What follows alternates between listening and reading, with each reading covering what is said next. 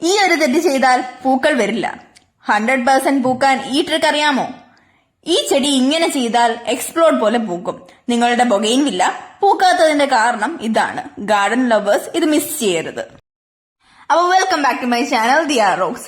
ഇന്ന് നമ്മുടെ വീഡിയോ ബൊഗെയിൻവില്ല ചെടികളെ കുറിച്ചാണ്. ഇത് എന്റെ വീട്ടിൽ നിൽക്കുന്ന സ്വന്തം ബൊഗെയിൻവില്ല ചെടിയാണ് കേട്ടോ. ചെടി കെയർ ചെയ്യാൻ സമയമില്ലാത്തവർക്കും എന്നാൽ വീട്ടിൽ ഇഷ്ടം പോലെ ചെടി ഇങ്ങനെ പൂത്ത് നിൽക്കണമെന്ന് ആഗ്രഹമുള്ളവർക്കും ആയിട്ടുള്ളൊരു ബെസ്റ്റ് ഓപ്ഷനാണ് നമ്മുടെ ബൊഗെയിൻവില്ല ചെടി എന്ന് പറയുന്നത്.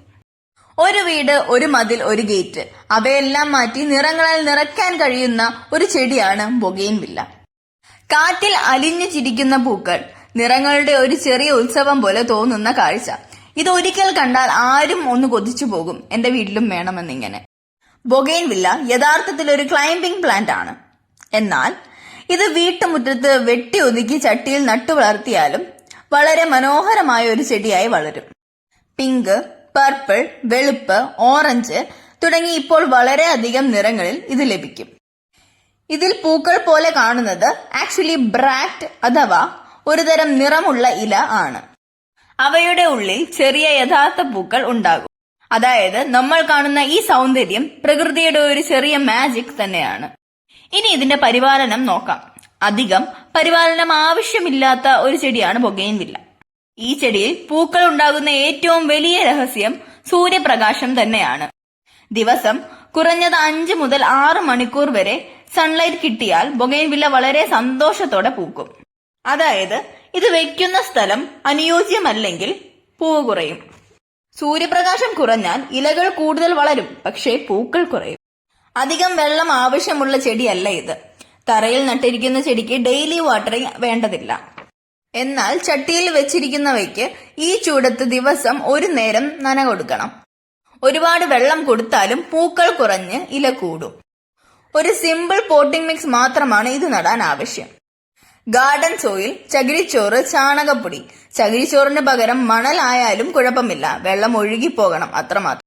ഇനി ഫെർട്ടിലൈസേഴ്സിനെ കുറിച്ച് പറയാം. മാസത്തിൽ ഒരിക്കൽ വളം കൊടുത്താൽ മതി. ഫോസ്ഫറസ് കൂടുതലുള്ള വളമാണ് കൂടുതൽ പൂക്കാൻ നല്ലത്. സാധാരണ നാടൻ ചെടി നട്ടുപിടിപ്പിക്കുന്ന ഒരു വിഭാഗം ചെടിപ്രേമികൾ ഉണ്ട്. അവർ വളമൊന്നും വാങ്ങാൻ പോകില്ല. അവർക്കും ഇതൊരുവിധം പൂക്കൾ തരുന്ന ചെടിയായി നിർത്താം. ചാണകമോ ആടിന്റെ കാഷ്ടമോ മാസത്തിൽ ഒരിക്കൽ ഇതിന്റെ ചുവട്ടിൽ ഇട്ട് കൊടുത്താൽ മതി. ബൊഗെയിൻവില്ലയിൽ കൂടുതൽ പൂക്കൾ ഉണ്ടാകാൻ ഒരു സീക്രട്ട് കൂടിയുണ്ട്. അതാണ് പ്രൂണിംഗ്.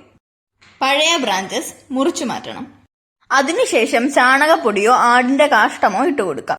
ഇനി രാസവളം ഉപയോഗിക്കുന്നവരാണെങ്കിൽ NPK 18-18-18 ഇട്ടുകൊടുത്താൽ മതി. അല്ലെങ്കിൽ DAPയും വളരെ നല്ലതാണ്. അധികം ഇൻസെക്ട് അറ്റാക്ക് ഒന്നും ഉണ്ടാകാത്ത ചെടിയാണ് ബൊഗെയിൻവില്ല. ഫംഗൽ ഇൻഫെക്ഷനും ഇതിന് വളരെ കുറവാണ്. ഈ ചെടി ജനറലി സ്ട്രോങ് ആണ്, പക്ഷെ ചിലപ്പോൾ അഫിഡ്സ് അല്ലെങ്കിൽ മീലി ബഗ്സ് വരാം. അതിന് ഏതെങ്കിലും ഇൻസെക്ടിസൈഡോ അല്ലെങ്കിൽ നീം ഓയിൽ സ്പ്രേ ചെയ്ത് കൊടുത്താൽ മതി.